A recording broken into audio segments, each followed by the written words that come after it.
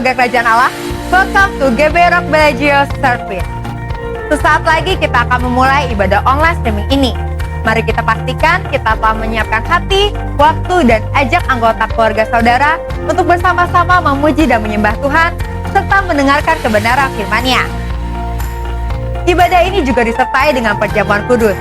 Jadi pastikan saudara telah menyiapkan roti dan juga anggur sebelum mengikuti ibadah. Sebagai langkah untuk mempersiapkan generasi muda untuk menjadi the representative of Christ Kingdom, Rocky Bellagio telah menyiapkan kegiatan berupa Bible Study yang dapat diikuti oleh adik-adik Rocky dengan mengklik link yang akan dibagikan melalui grup WhatsApp. Kami yakin dan percaya melalui ibadah online streaming ini, kita semua akan diberkati dan mengalami lawatan Tuhan yang luar biasa.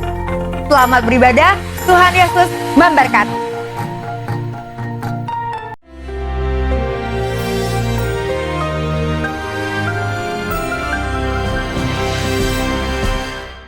Shalom warga kerajaan. Dua perkataan ini begitu penting, empower and encourage. Karena Roh Kudus adalah encourager. Karena itu orang tua harus belajar mendidik anaknya. Saya lama tinggal di Bali dan kenal beberapa pangdam di sini. Dan salah satu yang paling menarik adalah Mayor Jenderal Theo Safi. Nah, Mayor Jenderal Theo Safi ini kan dari suku Bugis, dari Makassar. Tetapi dia menjadi seorang tokoh Kristen yang luar biasa. Ceritanya begini, ketika bapaknya itu punya seorang sahabat. Sahabatnya seorang misioneri dari Jepang. Namanya Shirato. Dia begitu terkesan. Begitu penuh kasih, begitu penuh kebaikan. Sehingga dia memberi nama putra pertama Shirato, yang kedua Theo. Theo means God ya. Jadi sesuatu yang tidak biasa pada saat itu buat suku mereka. Tetapi waktu kecil, maka kalau lagi marah atau ditegur papanya, yang Shirato ini banting-banting barang ya. Mungkin kalau Pak Shirato masih mendengarkan silakan. Tetapi yang namanya Theo ini menangis pergi ke belakang pintu dan menangis terguguk-guguk di sana. Dan bapaknya berkata, kira-kira bakatnya begini, "Hai Shirato, kau cocok jadi tentara." "Theo, kau menangis, kau cocok jadi pendeta," katanya begitu, saudara. Tapi apa yang terjadi? Terjadi terbalik, saudara. Pak Theo jadi tentara yang hebat sekali dan kita lihat prestasinya luar biasa, seperti dikatakan oleh Pak Wiranto. Tetapi yang Pak Shirato itu jadi pendeta, saudaraku. Tetapi paling sedikit orang tuanya mengarahkan. Demikian juga setiap daripada kita. Kenalilah anak-anakmu. Dan jangan serahkan kepada masyarakat. Kebanyakan diserahkan kepada masyarakat, dikirim ke luar negeri. Dan apa yang terjadi? Dia pulang jadi ateis, dia pulang jadi pembangkang, pendurhaka. Karena perkataan disiplin itu penting. Saya masih ingat tentang diri saya sendiri. Saya mau cerita, kalau saya pulang, saya waktu itu masih sekolah rakyat ya, belum sekolah dasar namanya. Dengan bangga saya tunjukkan, yaitu rapor saya kepada papa saya. Dia langsung melihat prestasi. Membaca, berhitung, bercakap-cakap, pengetahuan umum, bagus. Dia bilang, good. Tapi ibu saya melihat yang di bawah. Apa itu? Kelakuan dan kerajinan. Dan saya berakhir dididik oleh ibu saya. Sebab sebetulnya saya bisa lebih dari itu. Cuma agak malas. Ya, merasa diri pandai. Dia bilang, you can do it better than that. Dan kelakuan, suka ngelawan, saudara. Ya. Dan terutama saya belajar sesuatu. Saya sekarang menjadi seorang pendidik. Saya punya anak-anak rohani. Saya ketua dari sebuah STT. Maka saya tahu the power of character leadership. The power of principle leadership. Saya belajar terutama dari ibu saya. Nah, kejadiannya adalah ketika saya masuk remaja, saya bilang pada bapak saya, "Oh, sudah, aku tidak mau jadi insinyur, aku mau langsung kerja saja." Dan apa yang terjadi? Dia tempeleng saya, saudaraku, sambil mengeluarkan air mata. Saya putranya satu-satunya. Kemudian itu Didikan itu membuat kebodohan hilang dari saya. Saya jadi insinyur, dan ketika di wisuda, saya peluk bapak saya. Dia berdiri dengan bangga sekali. Pak, kamu siapa? Terima kasih. Kamu siapa? Ditempeling tuh, Pak. Jadi aku sekarang jadi insinyur. Terima kasih ya, Pak. Dia tersenyum. God bless you. Didiklah anakmu menurut jalan yang ditunjukkan oleh Tuhan dan jalan yang patut baginya. God bless you, warga kerajaan. Amin.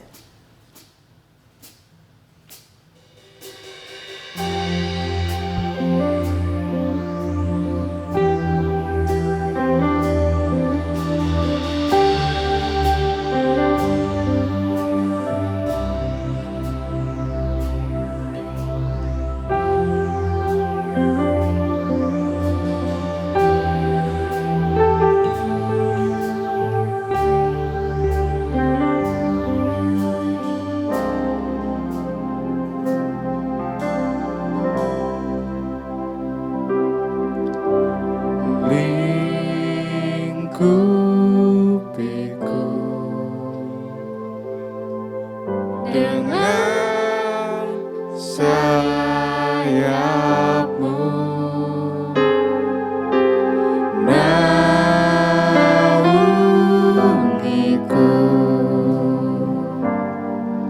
dengan kuasamu di saat badai bergelora. Ku akan terbang bersamamu, Bapa kau Raja atas semesta. Ku tenang sebab kau Allahku.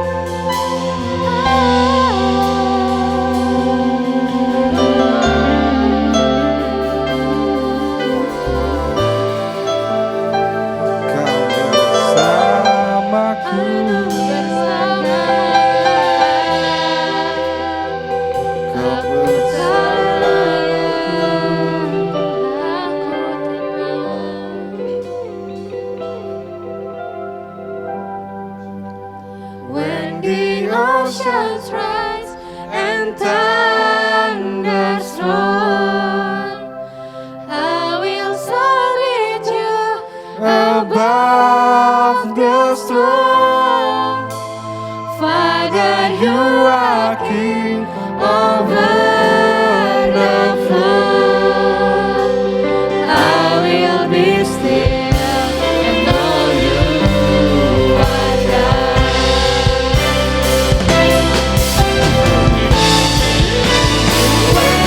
Oceans rise and thunders roar, I will soar with you above the storm.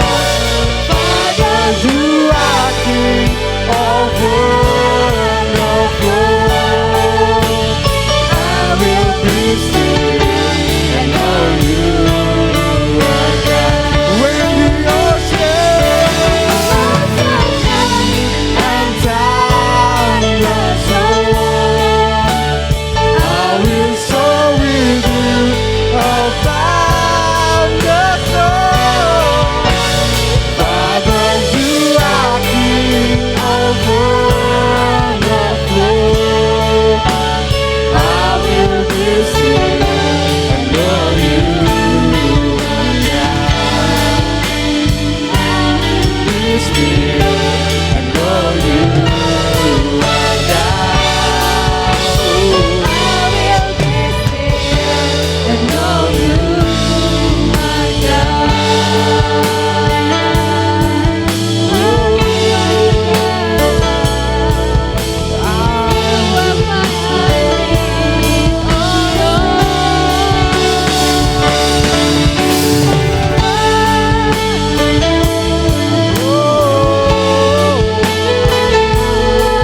I will be still.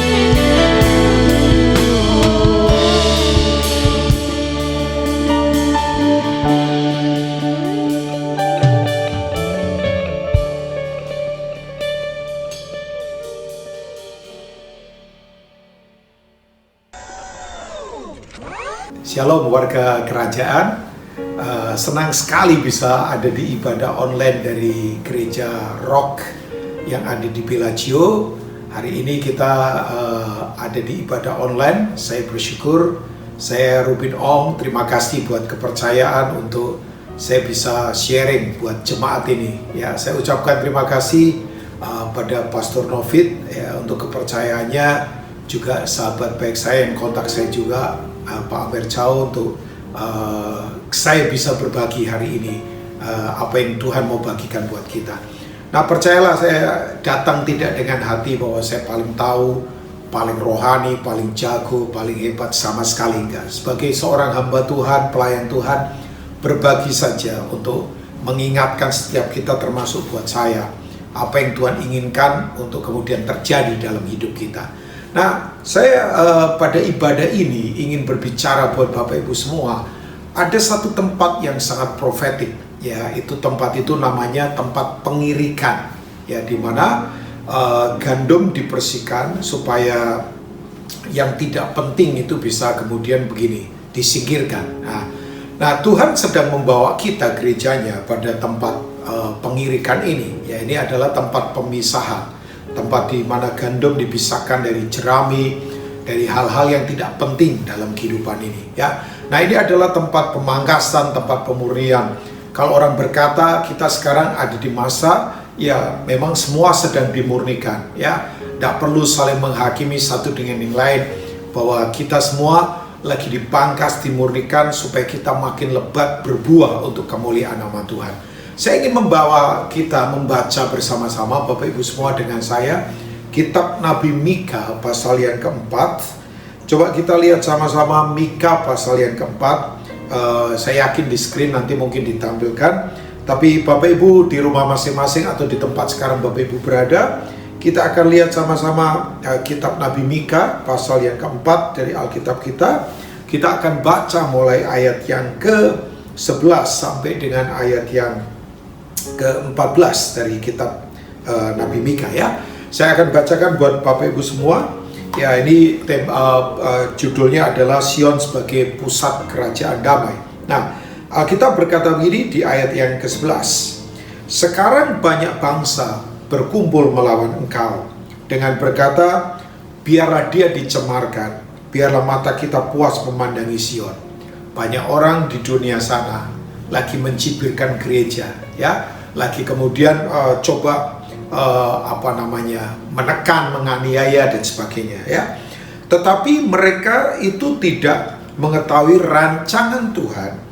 Mereka tidak mengerti keputusan Tuhan bahwa Ia akan menghimpunkan mereka seperti berkas gandum ke tempat pengirikan. Nah, itu ya.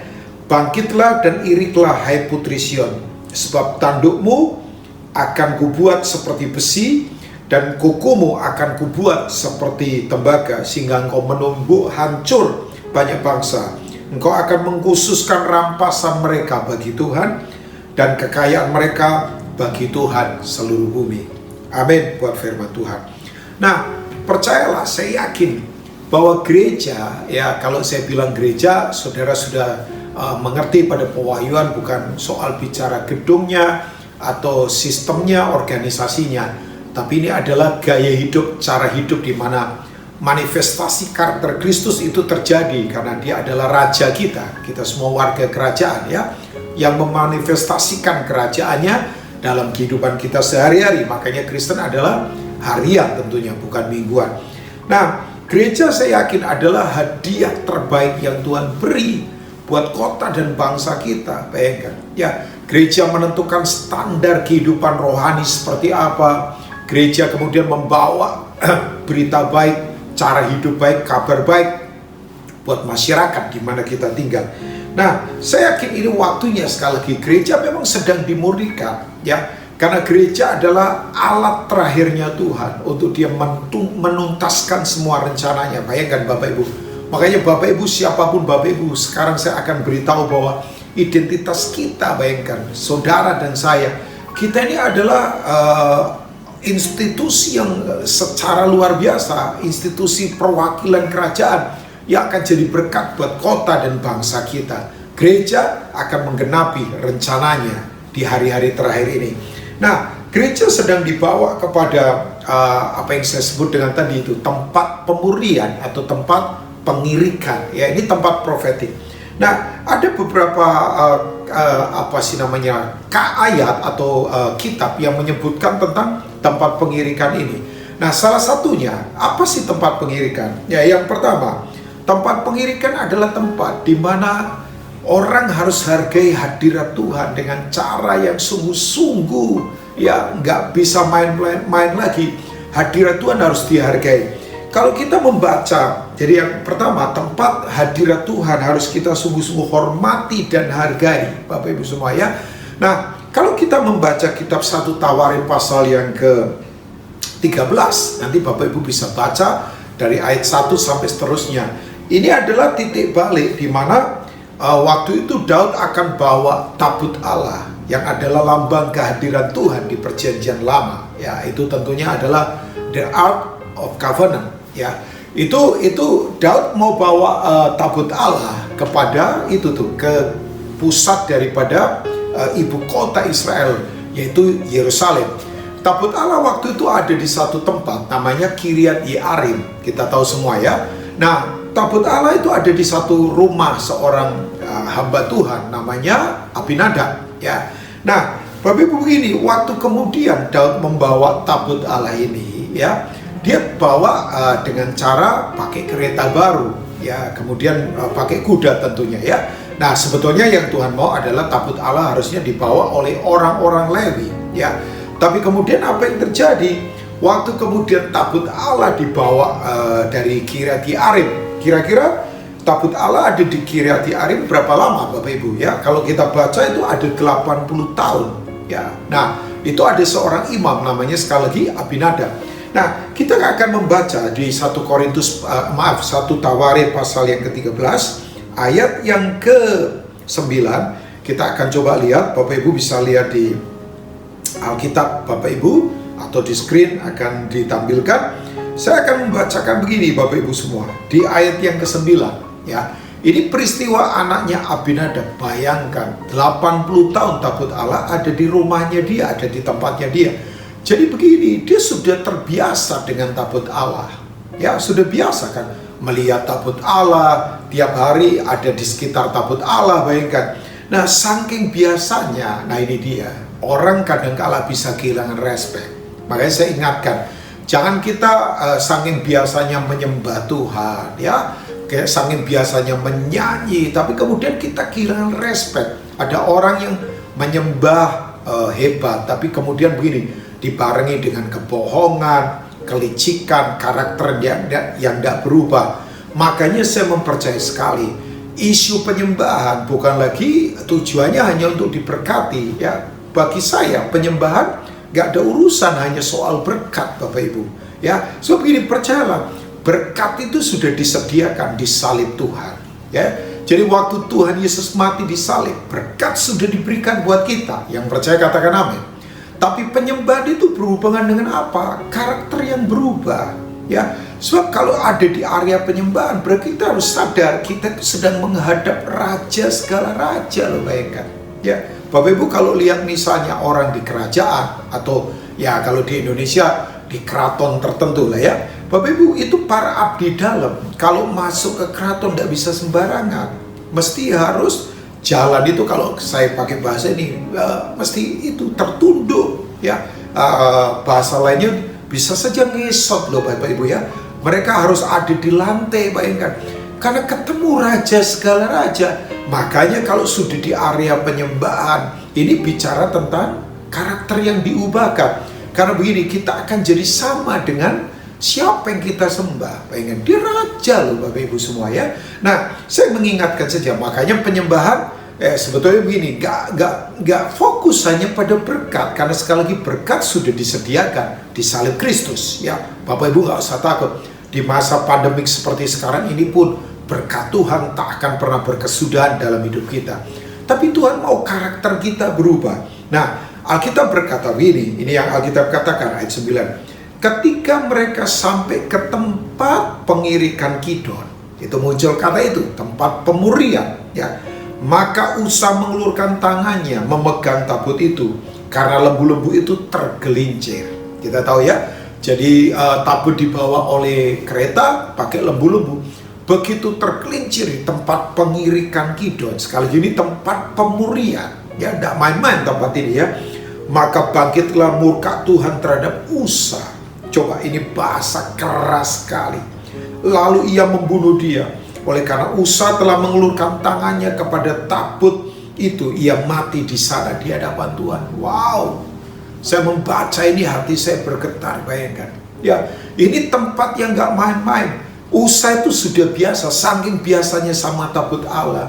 Sampai waktu lembu tergelincir, keretanya kemudian mungkin miring, tabutnya mau jatuh, dia langsung pegang. Padahal begini, manusia tidak bisa main-main dalam hadirat Tuhan.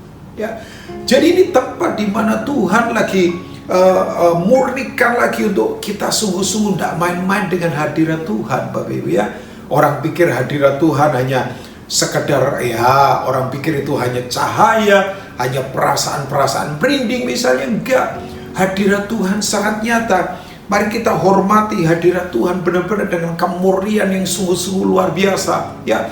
Saya mau hadirat Tuhan, saya hargai benar-benar ya. Makanya saya putuskan dalam hidup ini belajar bahwa saya menyembah bukan supaya dapatkan sesuatu, tapi saya belajar untuk menyembah karena saya menghargai hadirat Tuhan.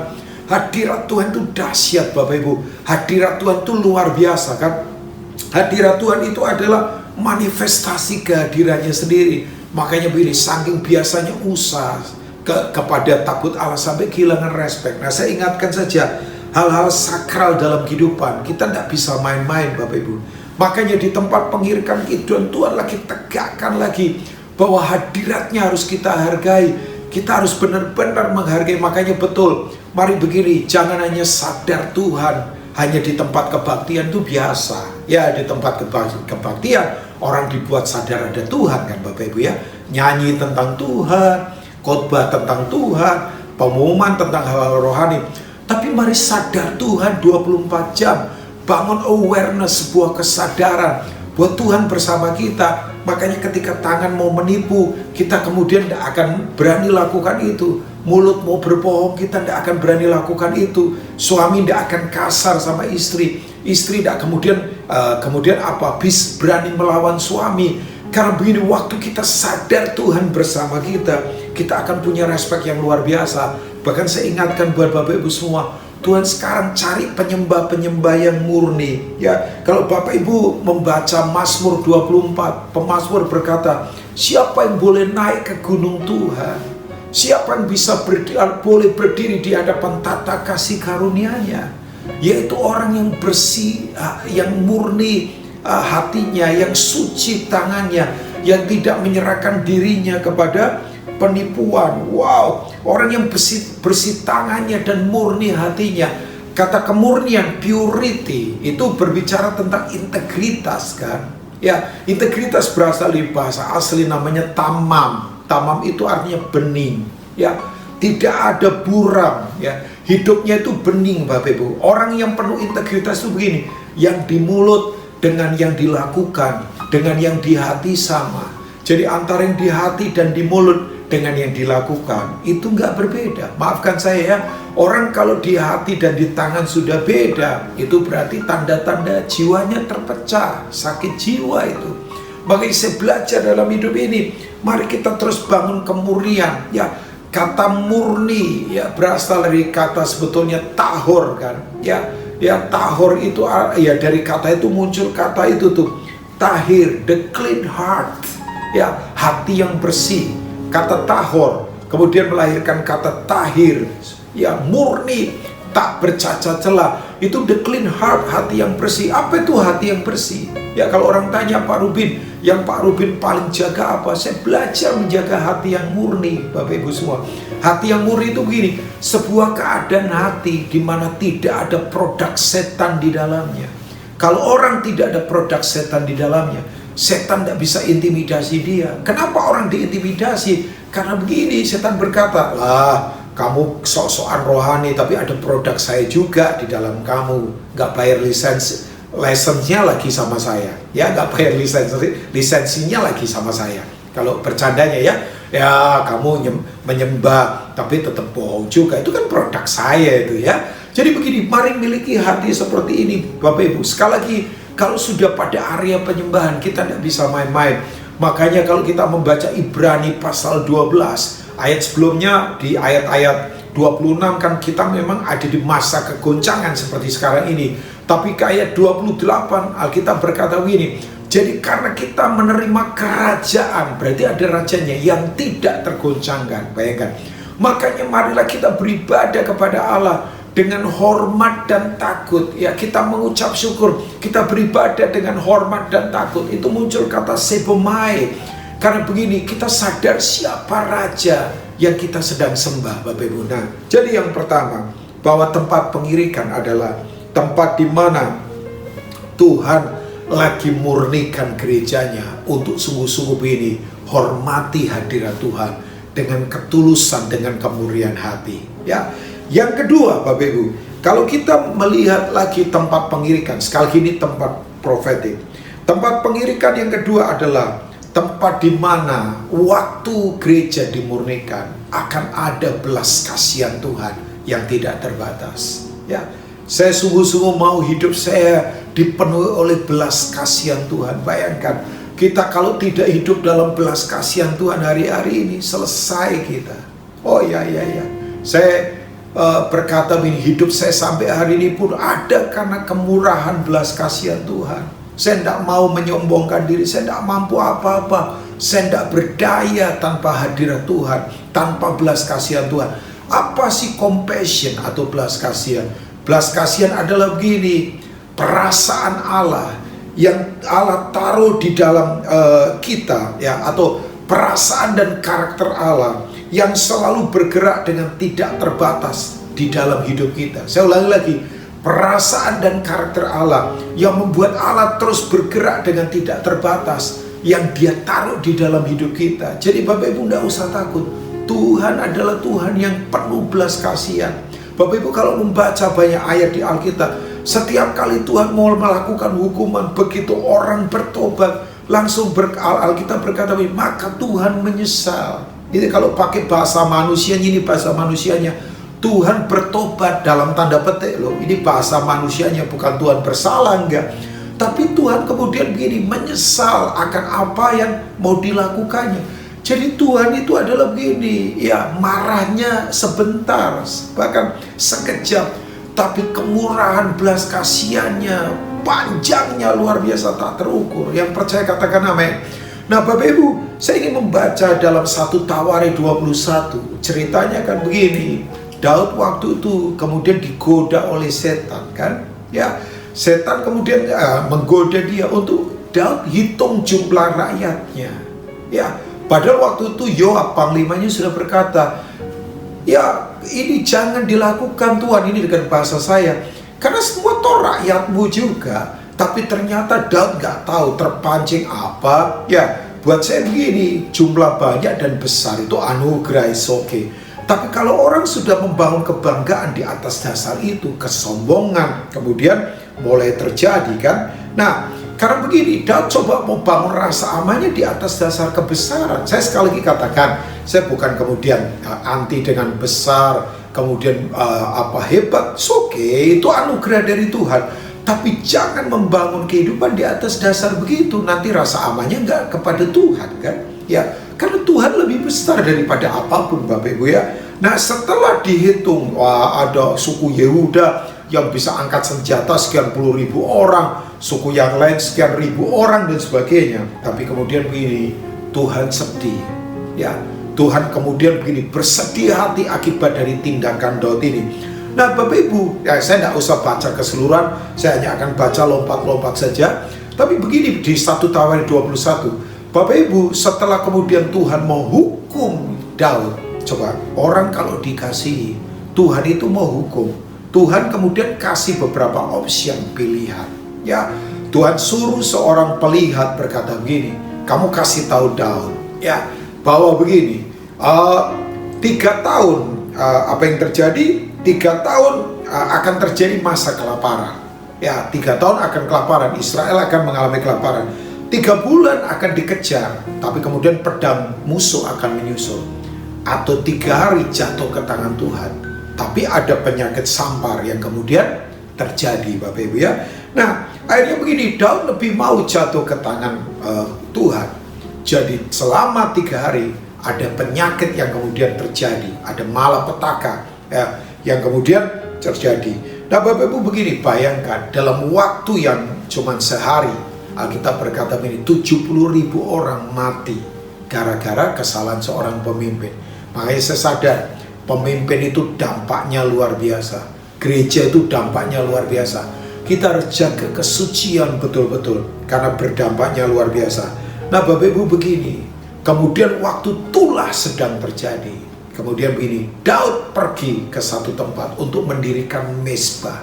Ya, kita tahu mezbah berbicara tentang apa? Pengorbanan kehidupan yang murni ada di situ. Nah, saya akan baca 1 Tawari 21. Saya akan baca ayat yang ke-18.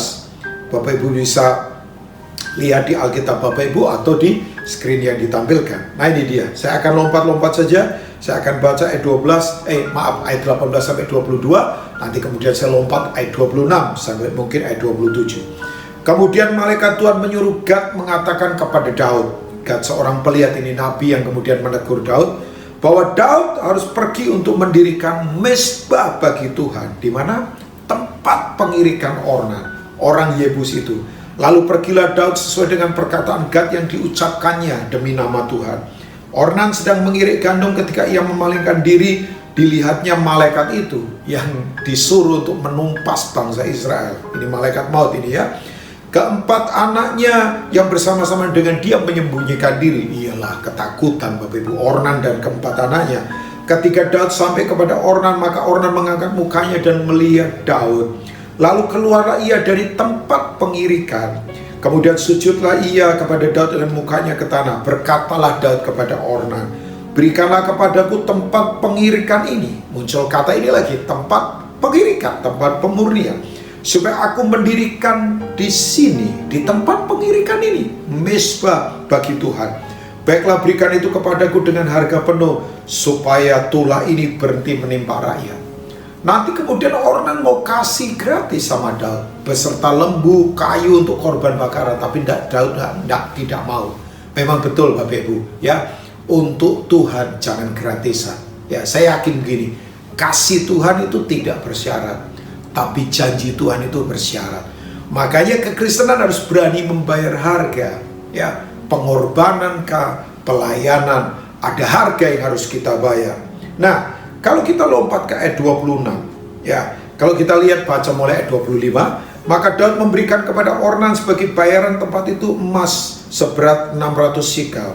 Nah, ini ayat 26. Lalu Daud mendirikan di sana mezbah bagi Tuhan, mempersembahkan korban bakaran dan korban keselamatan dan memanggil Tuhan. Maka Tuhan menjawab dia dengan menurunkan api dari langit ke atas mezbah korban bakaran itu. Lalu berfirmanlah Tuhan kepada malaikat itu, ya, ini dia yang Tuhan katakan, supaya dikembalikannya pedangnya ke dalam sarungnya. No more kills. Gak ada lagi pembunuhan. Maksudnya begitu deh. Nah, Bapak Ibu yang luar biasa begini, bahwa ketika tulah terjadi, maka begini, Daud mendirikan mezbah. Mezbah berbicara yang tadi saya katakan, kemurnian. Mezbah juga konotasinya adalah kepada salib Tuhan, di mana daging dihancurkan, di mana kefasikan dikalahkan. Nah, di mana mezbah didirikan? Tadi yang sudah saya katakan, mezbah didirikan di tempat pengirikan Ornan. Ya, Bapak Ibu yang luar biasa begini, memang orang-orang yang Tuhan pakai di Alkitab, ya, baik itu Abraham, Yakub, kemudian Ishak dan yang lainnya, Elia, termasuk Daud ini. Mereka tuh punya ciri, ada beberapa hal yang mereka bangun. Ya, misalnya seperti Abraham, Ishak, dan Yakub. Mereka biasanya membangun kemah. Kemah itu adalah tempat yang fleksibel, ya, bukan bangunan yang permanen.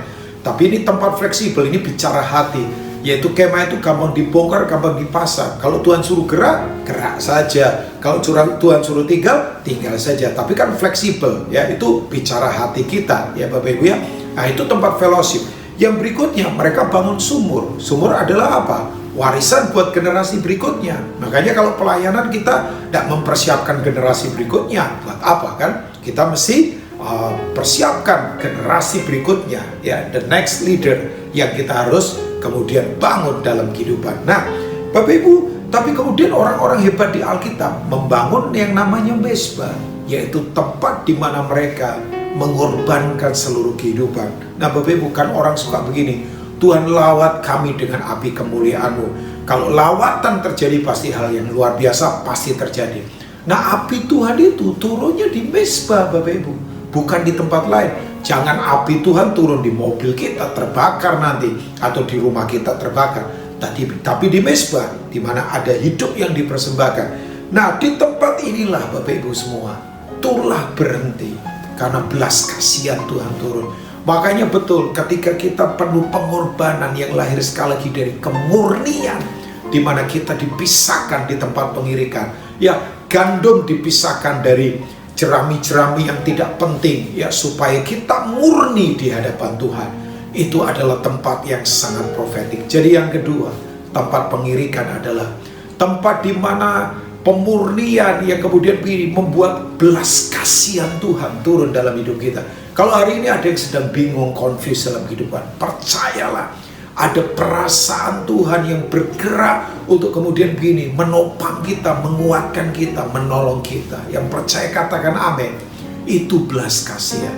Belas kasihan itu selalu menggerakkan Tuhan bekerja. Makanya betul, gereja kalau penuh belas kasihan Tuhan selalu bergerak.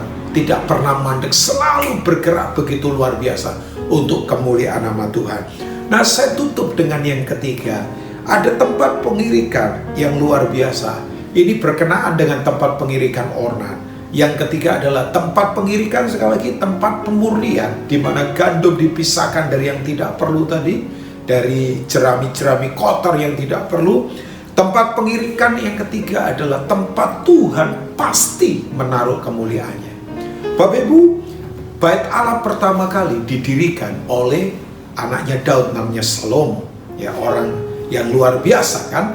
Nah, Bapak Ibu begini, Bait Salomo didirikan di mana? Kalau kita baca 2 Tawari pasal yang ketiga ayat yang pertama, makanya tempat pemurnian ini tempat yang luar biasa. Jadi kalau sekarang sekali lagi gereja lagi dimurnikan, ya saya awal tahun waktu mendengar ada beberapa gereja lagi mengalami banyak pemurnian, beberapa hamba Tuhan mengalami masalah, ya. Tapi saya selalu bilang sama jemaat dan anak-anak yang saya bina, saya berkata, udah jangan saling menghakimi. Kadang-kala kalau orang lihat pendeta jatuh, ya saya berkata kamu gak fair, selama ini tidak pernah kamu doakan, begitu ada apa-apa, kamu kemudian hakimi dia. Buat saya mending disingkapkan sekarang daripada nanti terlambat, Bapak Ibu ya. Nah, Tuhan lagi murnikan gereja, karena gereja sekarang ini akan dibawa pada sebuah apa yang saya sebut dengan the great harvest. Ada panen besar yang pasti akan terjadi di depan. Ya, semua dipangkas supaya kita lebat berbuah. Yohanes 15 berkata, aku pokok anggur, ranting yang tidak berbuah dipotong, tapi yang berbuah dipangkas supaya lebih banyak berbuah. Nah, kalau kita lihat 2 Tawari pasal yang ketiga, ayat yang pertama dari Alkitab kita, ini Salomo mendirikan bait suci. Alkitab berkata begini, Salomo mulai mendirikan rumah Tuhan di Yerusalem, di Gunung Moria, di mana Tuhan menampakkan diri kepada Daud ayahnya di tempat yang ditetapkan Daud, yaitu di tempat pengirikan Ornan orang Yebusi itu. Ya, ini ada di Bait Allah ada di Gunung Moria, itu mengingatkan peristiwa waktu Abraham mempersembahkan Ishak, dan waktu kemudian ada di tempat pengirikan Ornan. Kita mengingatkan tadi yang kita baca di 1 Tawari pasal 21. Jadi begini, di atas tempat di mana Daud membeli dari Ornan, harganya penuh dia bayar, di mana dia bertobat karena kesombongannya, kesalahannya dia, Tuhan turunkan belas kasihan di tempat pemurnian itu. Kemuliaan Tuhan dinyatakan. Ya, makanya Bapak Ibu, waktu berdoa di tempat pengirikan Ornan itu, api turun dari langit. Ada intervensi ilahi. Makanya percayalah, waktu kita hidup murni, betul-betul tulus kudus, di tempat di mana kita dipisahkan dari hal-hal dunia, tidak usah takut. Ada intervensi langit. Tuhan tolong kita, percayalah. Saya percaya ini waktunya ada intervensi dari langit untuk bisnis kita, untuk kehidupan keluarga kita, untuk semua aspek kehidupan kita. Ada intervensi dari langit. Nah, Bapak Ibu begini, api turun. Makanya kalau Bapak Ibu baca pasal 7 dari 2 Tawari, waktu Salomo berdoa, api turun dari sorga. Ya, sampai imam-imam semuanya rebah semua karena kemuliaan begitu luar biasa. Apa itu kemuliaan? Kemuliaan adalah kualitas Tuhan. Kabut kan bahasa aslinya, God quality. Makanya hidup yang dipenuhi dengan kemuliaan Tuhan pasti berkualitas. Nah, ciri orang berkualitas adalah apa? Tidak akan bisa dikalahkan oleh apapun, karena punya daya tahan yang kuat dalam kehidupan. Ya, Bapak Ibu, saya akan tutup bonus di tempat pengirikan. Kalau kita kembali lagi ke Mika tadi pasal yang keempat, saya akan bacakan. Saya akan selesai dengan sharing saya di ibadah online hari ini. Saya berharap ini menjadi berkat buat kita semua. Mika pasal 4 ayat yang ke-13 dikatakan begini, bangkitlah dan iriklah, hai putri Sion, sebab tandukmu akan kubuat seperti besi. Tanduk bicara apa? Ini bukan kesombongan, karena Tuhan yang janjikan. Otoritas. Gereja akan berjalan dengan otoritas tak terbatas di hari-hari terakhir ini. Apa yang sudah ikat akan terikat, apa yang sudah lepaskan akan terlepas. Tapi berikutnya berkata begini, ya, dan kukumu akan kubuat seperti tembaga, sehingga engkau akan menumbuk hancur banyak bangsa. Engkau akan mengususkan rampasan mereka bagi Tuhan, dan kekayaan mereka bagi Tuhan seluruh bumi. Wow, katakan amin Bapak Ibu. Yang kedua, ada kuku yang kuat. Ya, ada kuku yang membuat kamu kemudian begini, seperti tembaga. Kuku bicara keseimbangan dalam kehidupan. Jadi gereja akan penuh otoritas, tapi juga seimbang dalam kehidupan. Saya berdoa gereja Rock yang ada di Bellagio ini, mari begini, kita tetap murni. Tuhan memang lagi murnikan kita. Ya, amin buat firman Tuhan. saya ingin berdoa buat Bapak Ibu semua. Korapa shekete karabata kasandara Bapak. Ikarapa Bapak. Terima kasih Tuhan untuk apa yang Kau sudah sampaikan hari ini. Kalau Engkau sedang bawa kami ke tempat pengirikan, walaupun mungkin dunia cibirkan, walaupun mungkin orang di luar sana sepelekan kami, mereka tidak tahu bahwa gereja sedang dimurnikan untuk gereja mengalami kemuliaan Tuhan. Gereja mengalami belas kasihan dari Tuhan. Gereja sedang sungguh-sungguh menyembah Tuhan dengan kemurnian yang kuat. Hari ini siapapun kami, yang lemah dikuatkan, yang sakit disembuhkan, yang jatuh diangkat kembali. Karena kami punya otoritas, tanduk kami datangnya dari Tuhan. Dan kami punya kuku keseimbangan yang kuat untuk tetap berjalan dalam rencana Tuhan. Berkati umat-Mu, sayangi umat-Mu, dalam nama Tuhan Yesus. Amin. Tuhan memberkati Bapak Ibu semua. Shalom, tiba saatnya saat ini kita akan menerima perjamuan kudus. Saya mengajak seluruh jemaat Tuhan dimanapun berada, menyiapkan roti dan anggur di tempat masing-masing, dan kita akan siap-siap untuk menerima bersama-sama. Dan saya percaya bahwa ini kita lakukan bukan karena sebuah rutinitas, tapi kita melakukan ini karena kita percaya ada kuasa di balik perjamuan kudus ini.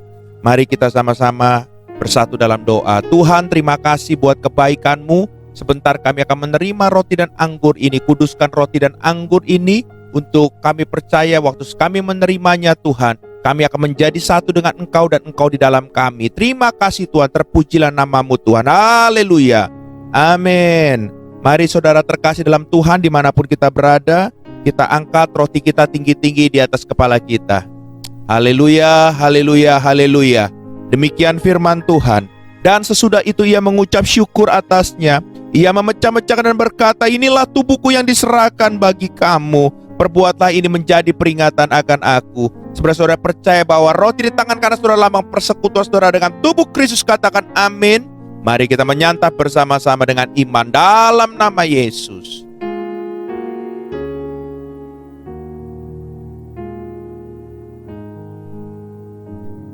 Mari kita angkat cawan anggur tinggi-tinggi dari kepala kita. Haleluya, haleluya. Demikian juga ia mengambil cawan sudah makan, lalu berkata, cawan ini adalah perjanjian baru yang dimateraikan oleh darahku. Perbuatan ini setiap kali kamu meminumnya menjadi peringatan akan aku. Saudara-saudara percaya bahwa cawan di tangan kanan saudara dalam persekutuan kita dengan darah Kristus. Katakan amin. Mari kita meminumnya bersama-sama dalam nama Yesus.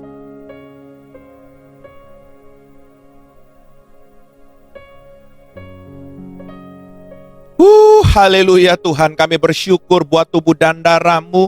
Dan biarlah Tuhan, kami terus menjadi satu dengan Engkau. Dan kami percaya di saat kami ada dalam Engkau dan Engkau di dalam kami, kami akan melihat bahwa kuasa-Mu yang sempurna bekerja untuk hidup kami Tuhan. Kami yang tidak sempurna, kami akan disempurnakan oleh kasih kemurahan Tuhan. Bahkan kami percaya kami yang sakit disembuhkan, kami yang terikat dibebaskan. Bahkan kami juga percaya Tuhan, kami yang sedang saat ini mengalami kesulitan, Kau bukakan jalan. Dan tingkap-tingkap langit-Mu dibukakan dan berkat Tuhan dicurahkan buat kami, anak-anak-Mu Tuhan. Terima kasih buat kebaikan Tuhan. Dalam nama Yesus, kita semua telah diberkati oleh Tuhan. Sama-sama kita katakan, amin.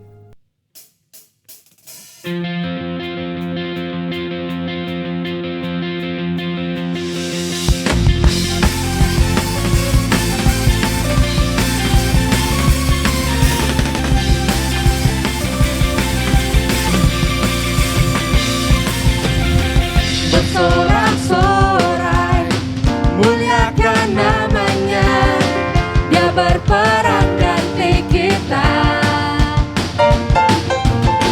Bertepuk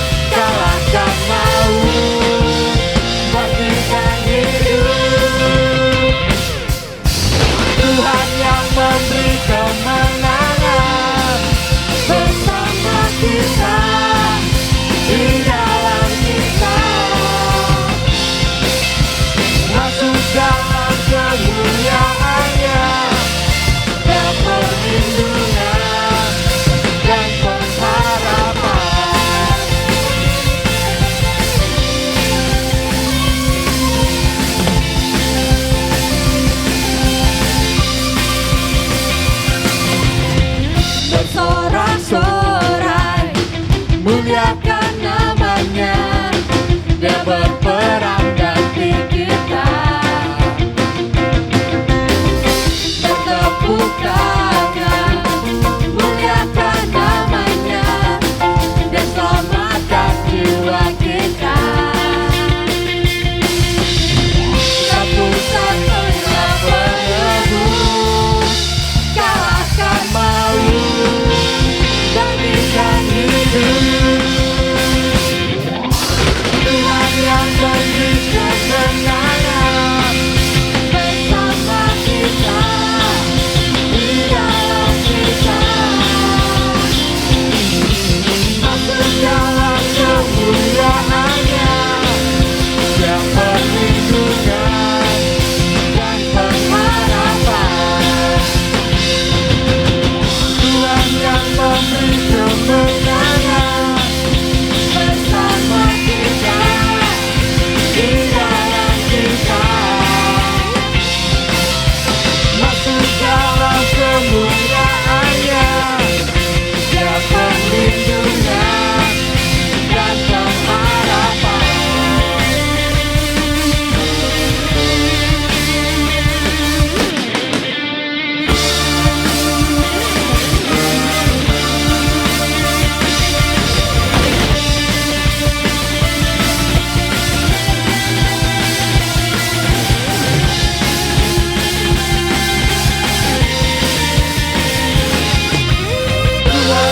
memberi kemenangan bersama kita, di dalam kita. Masuk dalam kemuliaan-Nya yang perlindungan dan pengharapan. Tuhan yang memberi kemenangan bersama kita, di dalam kita. Masuk dalam kemuliaan-Nya yang perlindungan dan pengharapan. Yang perlindungan dan pengharapan. Yang perlindungan dan pengharapan. Para papa papa papa, para papa papa papa, para papa papa papa, para papa papa papa.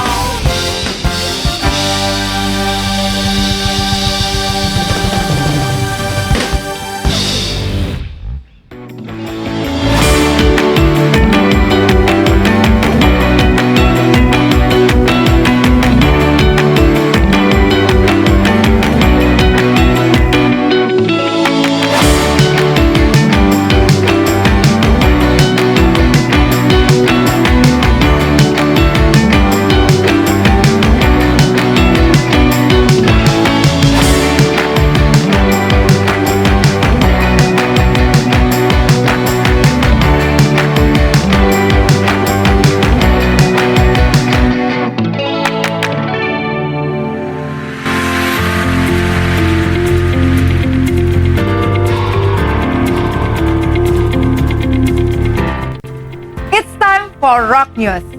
Untuk ibadah minggu depan akan diinformasikan lebih lanjut melalui Komsel, grup WhatsApp, dan media sosial kami. Doa puasa setiap hari Jumat malam sampai dengan Sabtu siang. Mari kita ambil bagian untuk berdoa bagi bangsa dan kota kita, Jakarta. Komsel, komunitas saling. Saudara dapat menghubungi gembala Komsel masing-masing. Untuk memperlengkapi diri dalam menjalani kehidupan yang Tuhan sediakan, mari kita bersama-sama membangun mesbah keluarga yang dapat saudara lakukan di rumah masing-masing setiap harinya. Saudara juga dapat memberkati pekerjaan Tuhan di tempat ini dengan memberikan persembahan melalui transfer bank atau QR Code sebagai berikut.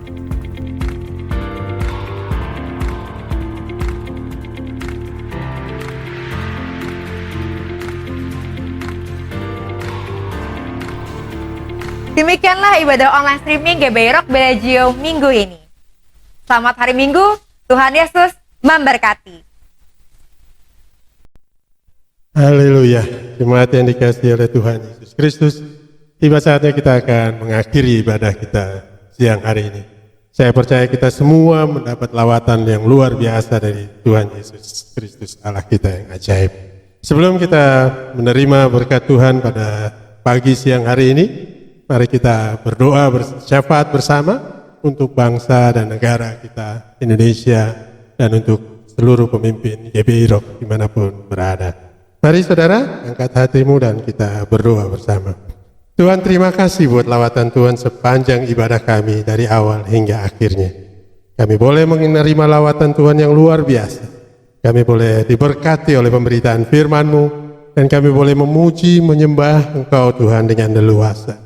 Kami percaya Tuhan, ibadah ini tidak akan lalu dengan begitu sia-sia.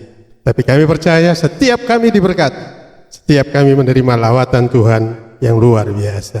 Akhirnya Tuhan, kami berdoa buat pemerintah bangsa Indonesia ini Tuhan.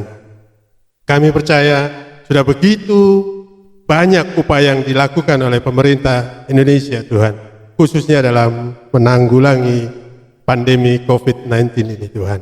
Tuhan, kiranya Engkau terus beri hikmat bagi setiap pemimpin kami, dari yang tertinggi sampai pemimpin-pemimpin di daerah yang terendah sekalipun Tuhan. Beri hikmat daripada-Mu, agar apapun keputusan yang mereka ambil, senantiasa sejalan dan seturut dengan rencana dan kehendak Tuhan. Beri hikmat juga bagi kami warga negara Tuhan, Indonesia ini Tuhan, untuk kami boleh mengikuti setiap arahan yang diberikan oleh pemerintah bangsa kami Tuhan. Sehingga kami bersama-sama dapat pulih kembali, bangkit kembali Tuhan dari keterpurukan akibat pandemi virus corona ini Tuhan. Terima kasih Engkau sudah berikan kekuatan kesehatan juga bagi pemimpin kami, Pak Jokowi, para menteri, bahkan para gubernur, bupati Tuhan, dimanapun seluruh Indonesia ini Tuhan, yang telah bersusah payah, berusaha dengan keras Tuhan, untuk menanggulangi semua ini Tuhan. Terima kasih Bapak di surga, kami juga berdoa buat Gembala Senior GBI Rock, Bapak Pendeta Timotius Arifin. Tuhan, Engkau berkati Tuhan, hamba-Mu ini Tuhan, beserta keluarga, Engkau beri hikmat daripada-Mu, Engkau berikan otoritas-Mu Tuhan, kepada hamba-Mu ini untuk memimpin GBI Rock dimanapun berada Tuhan, dengan hikmat daripada-Mu. Engkau juga karuniakan kekuatan kesehatan yang sempurna di dalam Yesus Kristus Tuhan, sehingga beliau tetap dapat sehat, melayani Engkau, menguatkan setiap umat-Mu Tuhan, bahkan menjadi Bapa rohani bagi setiap umat-Mu dimanapun berada. Terpuji nama-Mu Tuhan. Kami berdoa juga Tuhan buat gembala kami Pak Pendeta Roni Daud Simeon, beserta Ibu Nancy dan seluruh keluarga ya Tuhan, anak-anaknya dimanapun mereka berada. Tuhan, Kau berkati juga dengan hikmat dan kekuatan daripada-Mu. Hikmat dan kekuatan daripada-Mu yang memampukan dia Tuhan, menangkap visi dan misi Tuhan, dan menyampaikannya kepada kami semua. Kami berdoa juga Tuhan buat gembala kami GBI Rock Bellagio ini Tuhan, Pak Novid bersama Ibu Krishna. Tuhan, biar hikmat, otoritas, dan kekuatan, kesehatan daripada-Mu Tuhan tercurah atas hamba-Mu ini Tuhan. Dan dapat memikul tanggung jawab ini, tanggung jawab yang tidak mudah Tuhan. Dan Tuhan terus pimpin setiap jalan, setiap keputusan yang diambil untuk kelancaran pelayanan GBI Rock Bellagio ini Tuhan. Terima kasih Tuhan, dan di akhir daripada ibadah ini Tuhan, kami mengangkat tangan, menengadah kepada-Mu Tuhan, dan mohon berkat daripada-Mu. Kiranya Engkau Tuhan memberkati setiap kami. Mari Bapak Ibu yang dikasihi oleh Tuhan, kita angkat kedua belah tangan kita sambil mengingat kata Alkitab. Tuhan memberkati engkau dan melindungi engkau. Tuhan menyinari engkau dengan wajah-Nya dan memberi engkau kasih karunia. Tuhan menghadapkan wajah-Nya kepadamu dan memberi engkau damai sejahtera. Damai sejahtera dan sukacita dari Allah Bapa yang melampaui segala akal. Kasih sayang dan cinta kasih dari Allah Putra, yaitu Tuhan Yesus Kristus, yang rela memberikan nyawanya ganti kita sebagai penebusan atas segala dosa kita. Kiranya memberkati setiap kita, memberkati Bapak Ibu Saudara sekalian dimanapun Bapak Ibu Saudara sekalian berada, di dalam nama Kristus Yesus Tuhan Allah kita. Tuhan Yesus memberkati kita semua. Amin. Selamat hari Minggu. Tuhan memberkati.